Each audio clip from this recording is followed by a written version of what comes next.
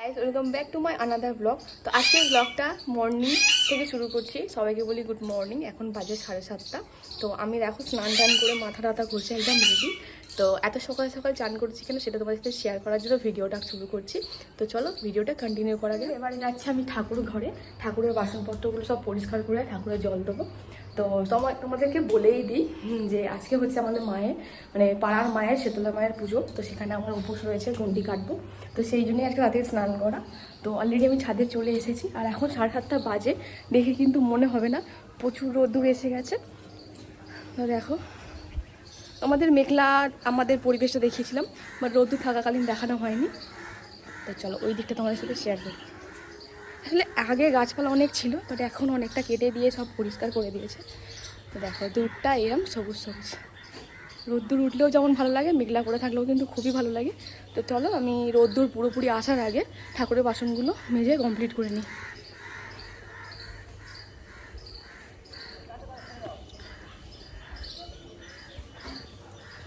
তো অলরেডি আমি ঠাকুর ঘরে ঢুকে গেছি। চলো ঠাকুর ঘরটা আগে পরিষ্কার করবো। এই যে আমার ঠাকুর ঘর। আগে এই ফুল টুলগুলো সরাতে হবে সব। দেখো এই যে নোংরা হয়েছে আর এইদিকে বাসন রয়েছে।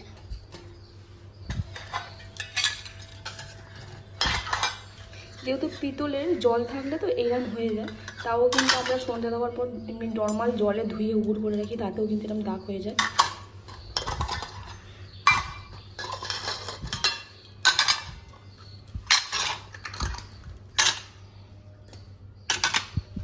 তো চলো বাসন আমি নিয়ে নিয়েছি, আগে এগুলো মেজে আসি, তারপর তোমার সাথে দেখা হচ্ছে।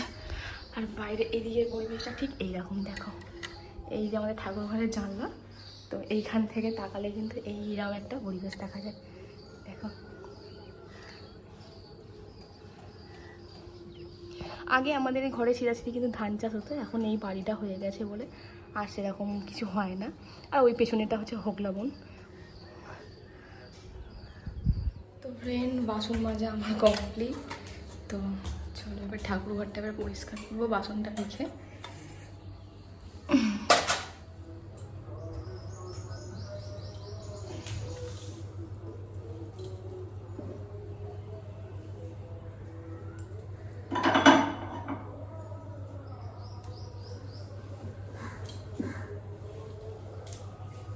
তো ফ্রেন্ড এই যে ফুল নিয়ে বসে পড়েছি, ঠাকুরকে দেবো এবারে। চলো ঠাকুরের জলটাকে দিয়ে নিই, ডালা নিচ্ছে। তো ঠাকুরের আগে এখানে পুজোটা দিয়ে নিই, দিয়ে হচ্ছে আলতা করে শাড়ি ফাড়ি পরে একেবারে যাবো। কেন পুজো দেওয়ার কিছুক্ষণ পরের মধ্যেই কিন্তু আমাদের ফুলও এসে যাবে।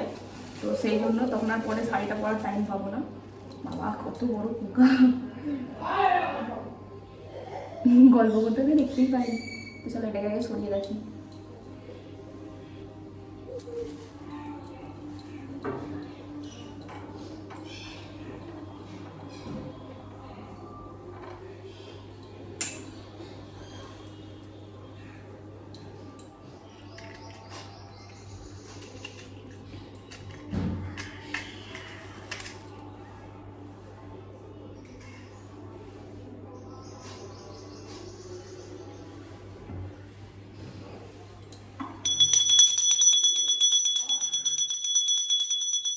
এই যে আমার ঠাকুরের জল দেওয়া কমপ্লিট হয়ে গেছে। আর এদিকে হচ্ছে আমার কার্তিক বাবু রয়েছে, ওকেও আমি খেতে দিয়ে দিয়েছি। আর এদিকে এই যে ঠাকুর রয়েছে, আর এদিকে মা তারা রয়েছে। তো তো চলো এবার নিচে হচ্ছে ডালা সাজাবো, সেটা তোমাদের সাথে শেয়ার করবো। তো চলো নিচে যাবো। চলো ডালাটা গুছিয়েছি সেটা তোমাদেরকে দেখিয়ে দিই। আগে ডালা গোছানো আমার কমপ্লিট হয়েছে, আমি ভুলেই গিয়েছিলাম যে আমি ব্লগ শুরু করেছি। আসলে সচরাচর এখন তো আর ফোনটা বেশি ঘাঁটি না, তো সেই জন্য মনে নেই। তো চলো কেমন সাজিয়েছি আমাদেরকে আগে দেখি। একটা ডালা হচ্ছে আমাদের আর একটা হচ্ছে মায়ের, মানে আমার মা। তো আর এখানে হচ্ছে সিঁড়ে, বললাম যে তোমাদেরকে কুলো আসবে, তো ওইখানটায় আলু তেল আর চাল দিতে হয়, সেটা আমি সাজিয়ে রেখেছি। আর এইখানটা রেখেছি ফুলটা। আর এটা হচ্ছে বড় ঠাকুরের নামে যাবে, যেটা মা পুজো দেবে আমার। আর এই যে ডালা সাজিয়েছি, এখানে হচ্ছে ধূপ মোমবাতি আর বাতাসাটা বাদ আছে, এখন ওটা আনতে ভুলে গিয়েছিলাম।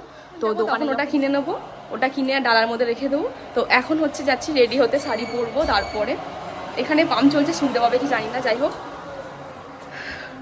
তো আমার আলতা পরা কমপ্লিট হয়ে গেছে, আর এবার হচ্ছে শাড়ি পরবো। তারপরে আজকে হাওয়াও দিচ্ছে, আজকে রোদ্দুরও উঠেছে, বাট আর মেঘলা মেঘলাও রয়েছে, তো সেই জন্য। আর দেখো না ফ্রেন্ড, আমার যা চুল পেকে গেছে যে কি বলি, একটা সলিউশন বলো তোমরা যে চুল পাকা কিভাবে দূর করবো। আর এটা নিয়ে আমি খুব ভুগছি। তো চলো শাড়িটা পরে তারপর তোমাদের সাথে দেখো বলে কিন্তু আমি আলতাও পরে নিয়েছি, আর আমি এরম স্টাইলের পরেছি, যেটা আমার ভালো লেগেছে আর কি। যত্ন নেওয়া হয় না বলে দেখেছো পায়ের মধ্যে কেমন ডার্ক সার্কেল পড়ে গেছে। সেরকমভাবে কোনোই যত্ন নেওয়া হয় না আমার, টাইমই পাই না আমি রীতিমতো। তো চলো শাড়িটা পরে তোমার সাথে দেখা হচ্ছে। চলো ফার্স্টে চুড়িগুলো করে নিই। বাপরে,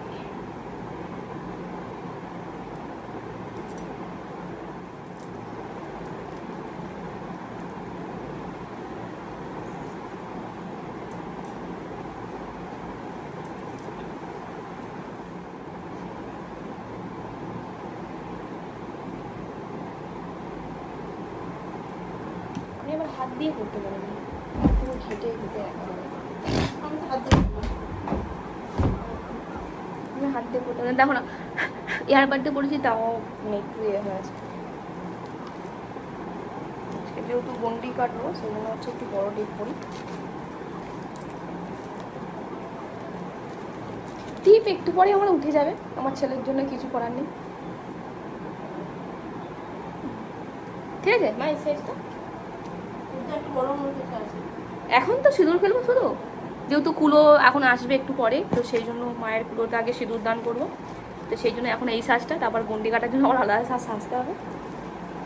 গন্ডি বহু দেরি আছে, 2-3টে বেজে যাবে গন্ডির জন্য।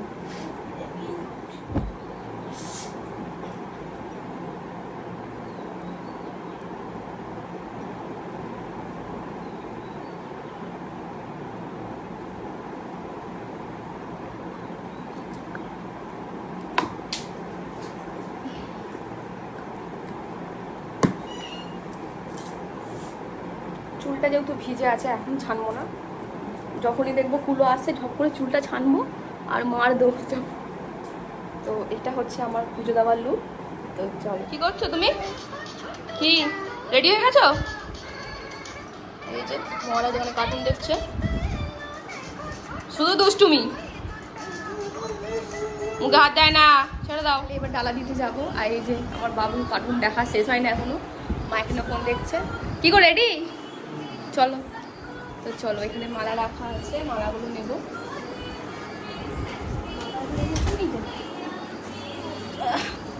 এই যে মালা, হ্যাঁ খোপা করে চলে যায়, আর ভালো লাগছে না চুল খুলতে। ও চুল খোলা আছে না আমার, আমি ভুলেই গেছি উপোসের চক্করেতে। অন্য সময় বাবুর জন্য কিন্তু আমার টিফিন করা হয় না। আমি সত্যি বলতে কি সকালে টিফিন কিনে আমি ভুলেই গেছি, কিন্তু তাও আজকে আমার ভীষণ খিদে পাচ্ছে, জানি না কেন, উপোস করেছি বলে হয়তো। চলো চলো মা,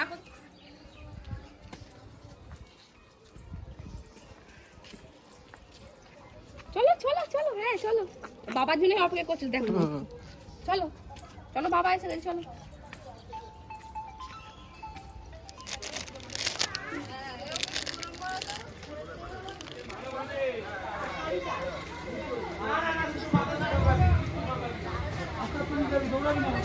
এগুলো নাও, এগুলো নাও।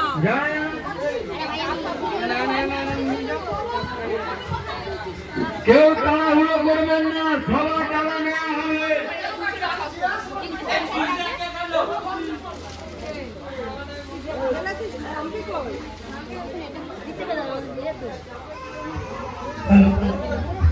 ঠাকুরের সামনে থেকে সরে যাবেন। এদিকে ও তাহলে হাঁটছে। মায়ের কাছে দিও বাবুকে, আমরা আগে জেনে নিই তারপর তুমি যাবো।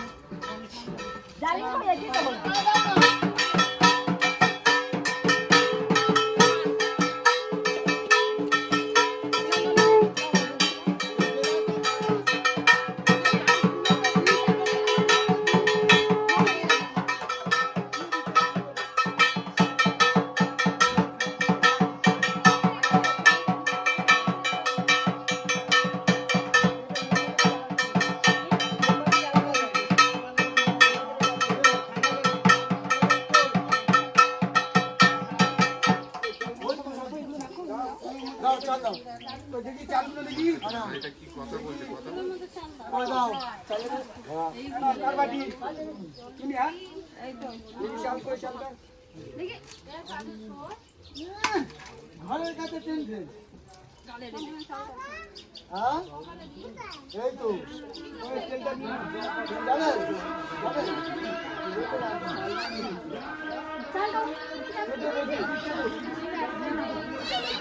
এখানে আছে ব্যস্ত হয়ে যাচ্ছে তোলার জন্য দেওয়ার আগে মানুষ ব্যস্ত হয়ে গেছে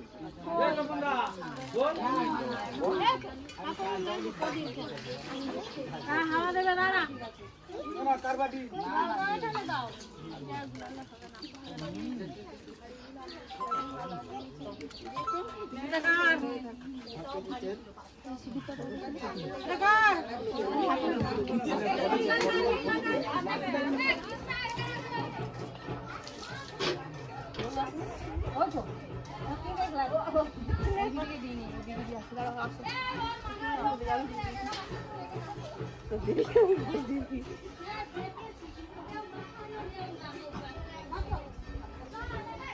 তাকাতে পারছি না আগে আসো।